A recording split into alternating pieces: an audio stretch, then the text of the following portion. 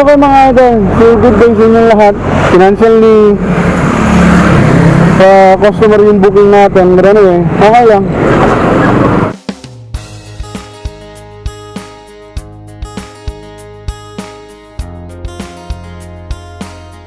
Good day sa inyo mga idol.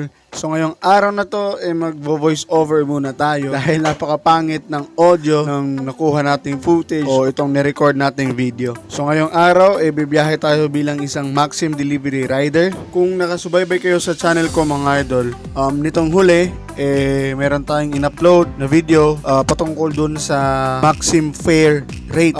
Nagbigay tayo ng reaction dahil nga pinababaan yung fare rate ng Maxim. Sa pagkakaintindi ko mga idol, part yun ng kanilang marketing strategy nang sa ganon, mas maraming customer ang lumipat or magpa-booking sa Maxim. So biyahe tayo ngayon mga idol para malaman natin kung dumami na ba talaga ang mga customers or booking ni Maxim or effective ba ang ginawa nilang marketing strategy. Sa last part ng video na to mga idol, ipapakita ko sa inyo kung ilang oras tayo bumiyahe at kung ilang booking ang nakuha natin. Kasama din doon kung magkano yung na-income natin sa pagbibiyahe at ima-minus din natin doon yung mga expenses natin kagaya ng e-coins at gasolina.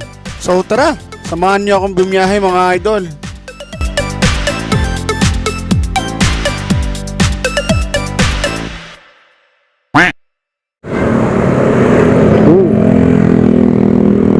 Part na to, meron na tayong nakuhang booking. Ito yung pinakaunang booking natin ngayong araw mga idol. Nasa 31 pesos lang ang delivery fee niya. Medyo may kalayuan yung pick up point mga idol, pero malapit lang naman yung delivery location. So tara, pick upin na natin.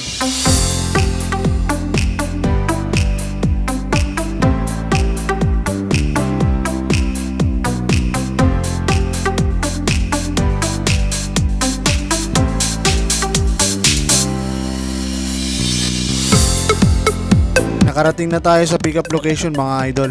Sa part na to, nagtanong-tanong muna tayo kung saan banda yung landmark na binigay ni customer. GR apartment boss? GR apartment. Na. Kaso parang hindi sigurado si kuya. Kaya sinubukan ko ng i-message yung customer natin. Eto at nakuha na nga natin yung item na ipapadeliver. Buti na lang responsive si ma'am. Kaya tara, deliver na natin to mga idol.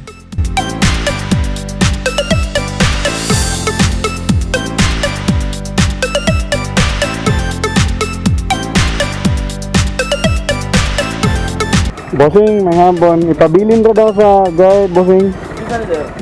Kang Ma'am Chona Marie.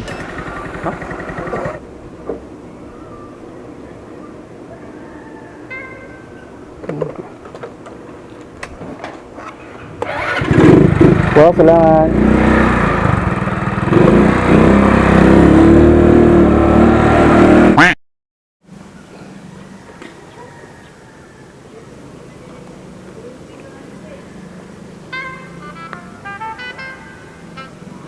So, meron na agad tayong saan booking mga idol. And tinatanong natin mga idol kung pick up and delivery lang ba at kung wala na tayong babayaran. Kasi wala pa tayong pangabono mga idol eh. Hello? Hello? Hello ma'am, good afternoon. Ma'am, Maxim delivery ni ma'am. Ma'am, manguta na lang ko ang akong pick upan ma'am kay pick up and delivery ra no? Wala na ni bayaranan? Bayad, sir. Ha? Wala na yung bayad, sir. Sige ma'am. Padung na ko ma'am. Salamat kayo. Manawag ko balik ma'am if padung na ko sa pick up. Sir. Salamat. Okay, so pick up and delivery lang mga idol, walang COD. So, pabalikan ko na lang kayo mamaya kapag medyo nakarami-rami na tayo. Let's go! Dito na tayo sa pick up location mga idol. Pangaan. Ang bayad ano yun? At oras. Tara. Marami yun no? Salamat na yun.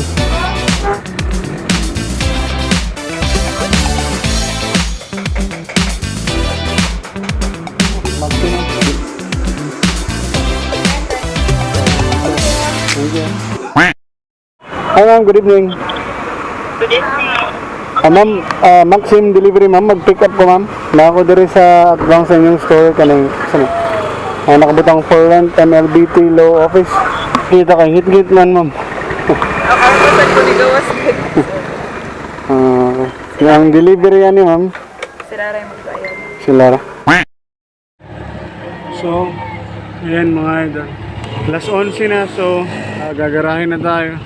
Cellphone na ang ginamit ko pang video ngayon mga idol kasi nalobat na yung action camera natin. So yun, what is up sa inyo mga idol? Nakauwi na tayo. So for reference lang, bumiyahe tayo ng March 27 at ngayon ay alauna na ng madaling araw. So ang petsa ngayon technically March 28. Sa past orders history mga idol, makikita niyo doon na talagang March 27 yung biyahe natin. Just for transparency. Dito ay malalaman natin kung naging effective nga ba yung marketing strategy ni Maxim na pinababaan yung fare rate. So ito yung total booking na natanggap natin or nakuha natin mga idol. So una is meron tayong 31 pesos, pangalawa 42, pangatlo 60, sunod ay 165, 40, 41, 66, 64, and then 45. So yan lahat yung bookings na nakuha natin mga idol. So yung total income ng bookings na nakuha natin is 554. And then minus sa e-coins 100 pesos. So tinutal ko na yun mga idol, yun yung 15% commission ni Maxim. And then sunod na gastos natin ay yung gas worth 120 pesos. So meron tayong total of 334 pesos. So yan ang kabuuan na kita natin kay Maxim sa pagbibiyahe natin from 5 p.m. to 11 p.m. So comment your thoughts below mga idol. Kung gusto niyo magbigay ng reaction, pakilagay lang sa comment section mga idol. Alright, so this is your Papa Paps na laging nagpapaalala na huwag magiging kamote sa daan, lalong lalo na't kung may pamilya ka pang uuwian. Ingat sa biyahe mga idol.